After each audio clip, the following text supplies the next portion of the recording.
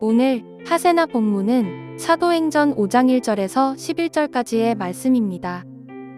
그런데 아나니아라는 사람이 그의 아내 삽비라와 함께 소유를 팔아서 그 값의 얼마를 따로 떼어놓았는데 그의 아내도 이것을 알고 있었다.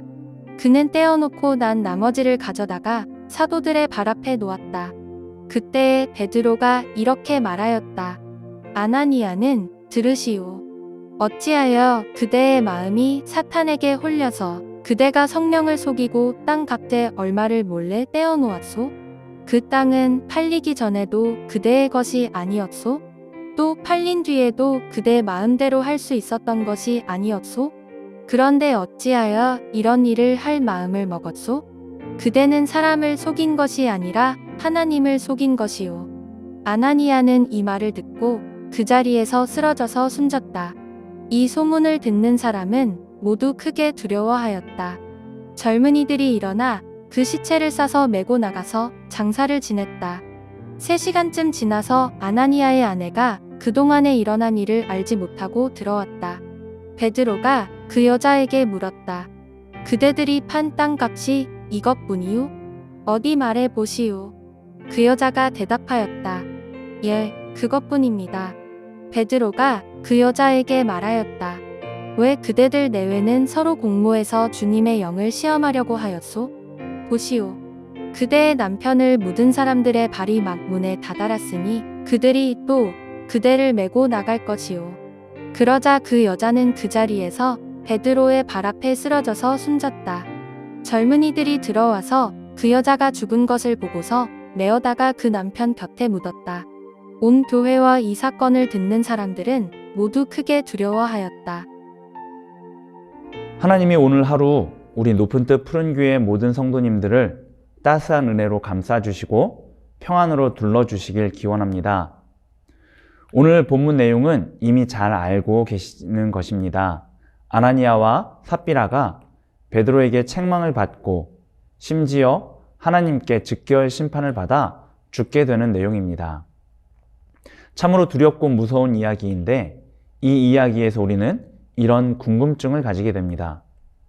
아나니아와 삽비라가 헌금을 덜한 죄가 이토록 무서운 죄인가? 라는 궁금증을 말입니다. 그러나 만약 우리가 오늘 본문을 단순히 헌금과 연결시켜 이해하면 본문을 크게 오해하게 됩니다. 그리고 이런 오해는 헌금만 많이 하면 아나니아와 삽비라의 범죄를 행하지 않을 것이라 착각하게 만들지요. 따라서 우리는 먼저 아나니아와 삽비라가 범한 두렵고 무서운 죄가 무엇인지 깨달아야 합니다. 그런 후에는 나 또한 그런 죄를 범하고 있는 것은 아닌지 두려운 마음으로 자신을 살펴야 하지요. 먼저 아나니아와 삽비라가 범한 두렵고 무서운 죄가 무엇인지 알아보고자 합니다.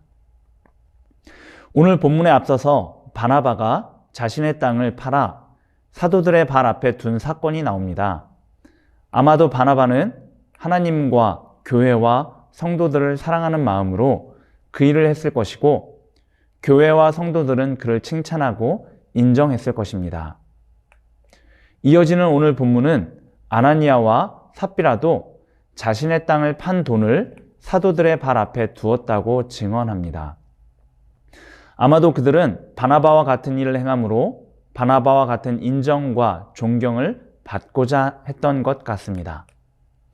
다만 이 부부는 땅을 판 값의 일부를 숨기고는 마치 다 드린 것처럼 속이고자 하지요.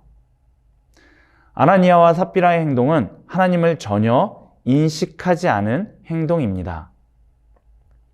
적어도 그들이 하나님을 신으로 인식하고 있었다면 감히 이런 행동은 하지 못했을 것입니다. 하나님이 신이시기에 다 아신다고 생각할 수밖에 없기 때문입니다. 그러나 그들은 하나님을 자신들의 범주로 이해하고 하나님과 사도들과 교회와 성도들을 속일 수 있다고 생각한 것입니다. 하나님을 하찮게 생각하고 그분을 모욕한 것이지요. 그런데 이들의 범죄는 하나님을 속이는 것만이 아니었습니다. 만약 그들의 속임이 성공했다면 어떻게 되었을까요? 하나님을 하나님으로 인정하지 않는 인식이 교회 안에 팽배하게 되었을 것입니다. 또 교회 안에 온갖 속임과 사기가 난무하게 되었을 것입니다. 그러므로 교회가 교회되지 못하고 교회가 거룩함과 순결함과 하나됨을 잃어버리고 안에서부터 부패하고 타락하게 되었을 것입니다. 이것이 얼마나 큰 범죄인지는 교회가 무엇인지를 통해 알 수 있습니다. 여러분은 교회를 무엇이라고 생각하십니까? 아마도 이런 질문 앞에서 우리는 어렵지 않게 그리스도의 몸이라고 대답할 것입니다.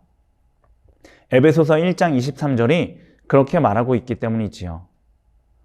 그렇다면 교회가 그의 몸이라는 말씀을 어떻게 이해하십니까? 보통 비유와 은유로 이해하실 텐데 본 회퍼라는 신학자는 교회를 공동체로서 실존하는 그리스도로, 곧 공동체로서의 교회는 진짜 그리스도가 된다고 이해합니다. 당연히 교회 안에 있는 우리는 그 몸을 이루는 지체가 되는 것이지요. 자, 이제 한번 생각해 보시기 바랍니다. 하나님이 당신의 아들을 얼마나 사랑하실까요?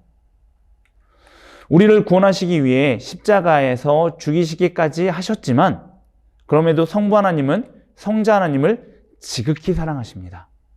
자, 그렇다면 하나님은 아들의 몸인 교회를 타락하게 하고 부패하게 하며 그 교회의 거룩함과 순결함과 하나됨을 망가뜨리고 무너뜨리는 자들을 어떻게 여기시겠습니까?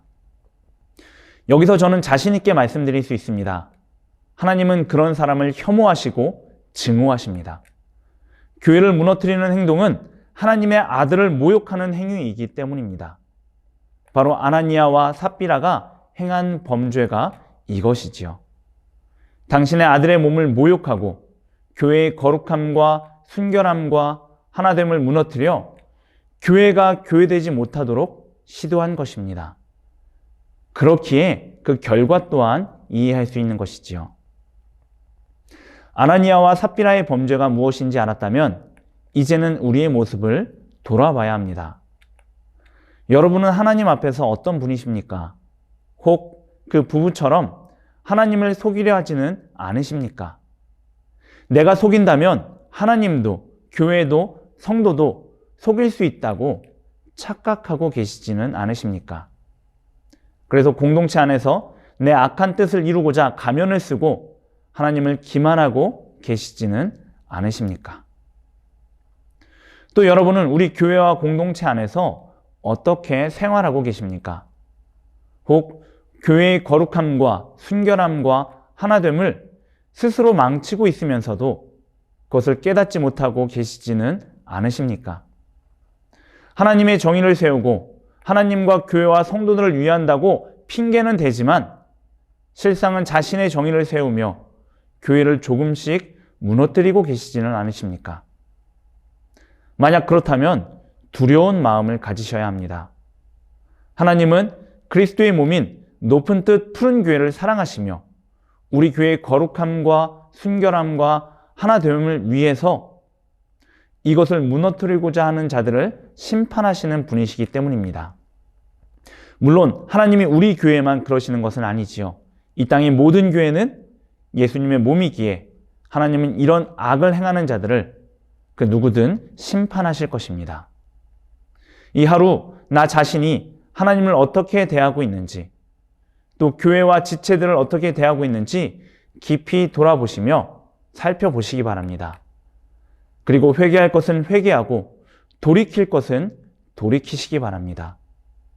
그러면 하나님은 우리를 통해 교회의 거룩함과 순결함과 하나됨을 이루어 가시며 우리 높은 뜻 푸른 교회를 계속해서 그리스도의 온전한 몸으로 세워주실 것입니다. 오늘의 하시조는 대중교통을 이용하는 것입니다. 조금 불편할 수 있겠지만 우리의 불편함을 통해 우리가 살아가는 지구를 조금 더 살릴 수 있다면 불편함을 감당해 보면 어떨까요? 오늘의 하시조 함께 하시죠.